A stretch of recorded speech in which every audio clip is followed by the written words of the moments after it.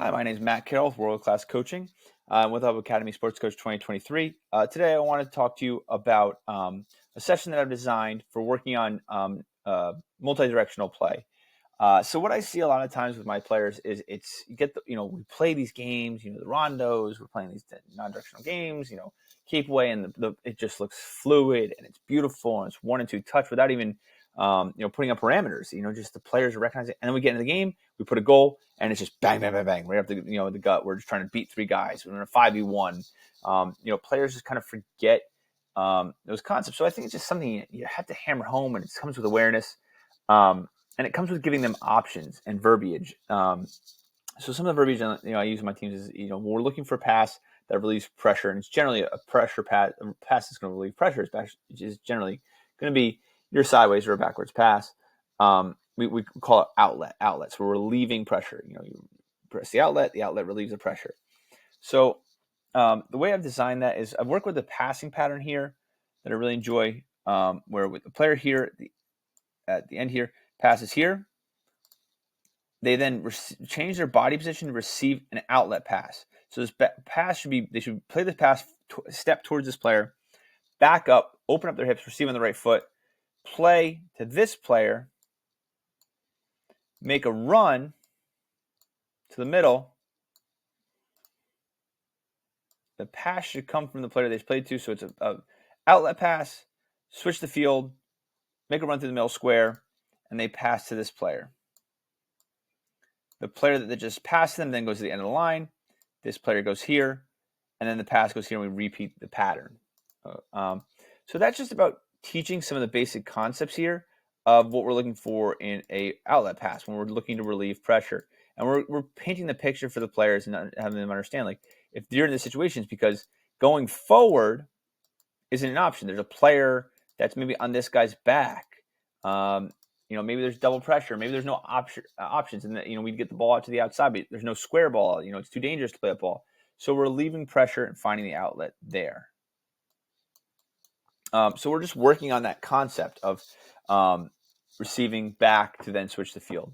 So now I'm going to make it into a rondo situation in a 4v1, 4v1 grids. So what we've got here is we've got our rondo. Okay.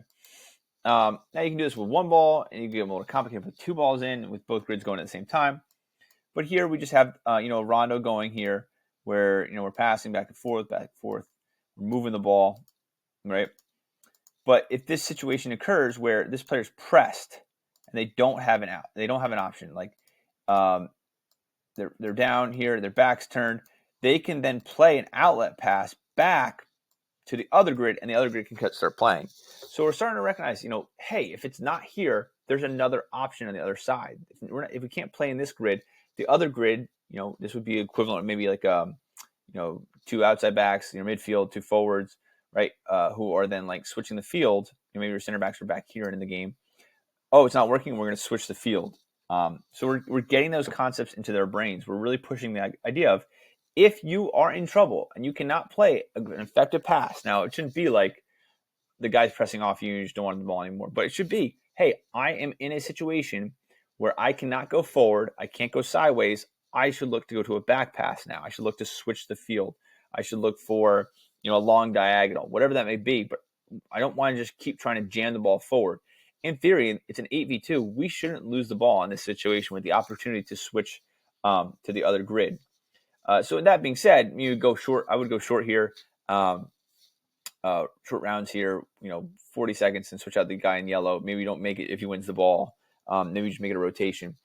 You can complicate it a little bit with making it 2. So at times there could be a rondo where you have 2 balls in a 4v2 with in this grid, and that's just kind of I like the concept of adding complexity, adding chaos to it. So good, you guys did it. You look great in the 4v1. You made the right choices. Okay, can you do this under pressure now?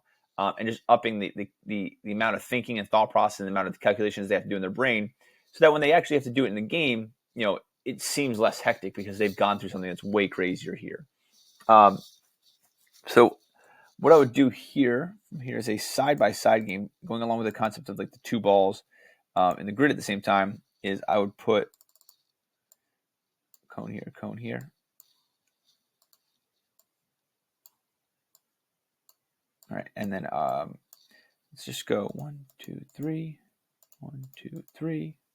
So we'll go 3 just for numbers. You can have more, less, whatever kind of works for you. Whatever you're looking for here, but we'll go 3 in here for yellow. If it'll ever load. There we go. Code frozen. There they are. All right, so a 3v3 we have going on here. And one more. And a ball in each grid. Now we have keep away, but we have the option. If we don't want to lose the ball, what we can do is we can switch the grid. So let's say player in black here, yellow's pressing. They're there. They're marking him off. He's standing here. This player's down here. They're kind of out of the play. We can look to switch the field. We can have 2 balls in the same grid. And we can look to dominate that way and then maybe an off-the-ball run. So what's happening is you don't want to have 2 balls in the same grid for a very long time. But because it's a 3v3 and it's a tight space, it entices you to play to the other field because someone probably is open over there.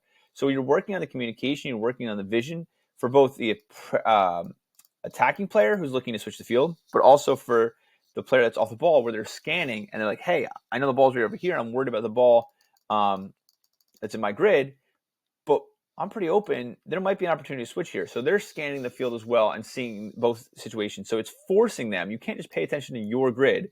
You have to see what's going on the grid. So you're forced to turn your head and look for those opportunities on the other side. One thing you can add here is you can add neutrals in here. If you're looking to play more of the pivot, where you have bumpers here who play as the pivot, and you can't just switch it, you have to play through this player. So we're looking to create the situation we saw in I call it the Seamus pattern, the pattern we did in the first.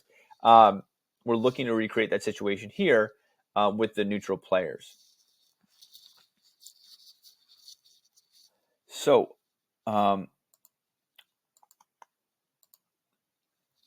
what I would do from there is just go into your scrimmage. You've done a pattern, you've worked it for them, given them the tools, the outlet pass, the swing pass, all the things you're looking for.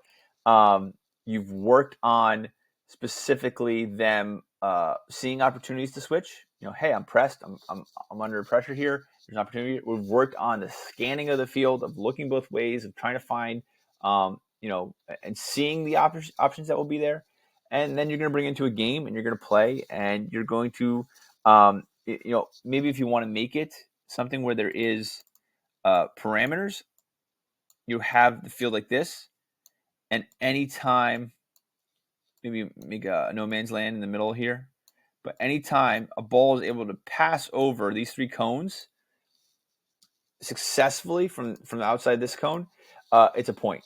And you're creating that kind of incentive for it, and then you take the cones away and you play a full-sided game with none of those restrictions, and you're looking to see if those concepts were able to be cemented.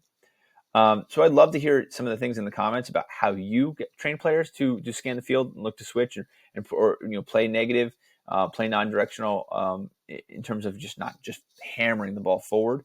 How do you train that at different ages? What are we looking for? For a lot of the younger kids, it's spatial awareness where it's not there and you want them to dribble. But for older players, sometimes they get into this, I call it playing in a phone booth. They're looking here, they got the ball on their feet, they're pulling moves, but you're not really going anywhere. It's easy to get ground up. So how do you teach those concepts? I'd love to hear that, some of the drills that you utilize in the comments section. So once again, my name is Matt Carroll with World Class Coaching and the Help of Academy Sports Coach 2023. I hope the session finds you well.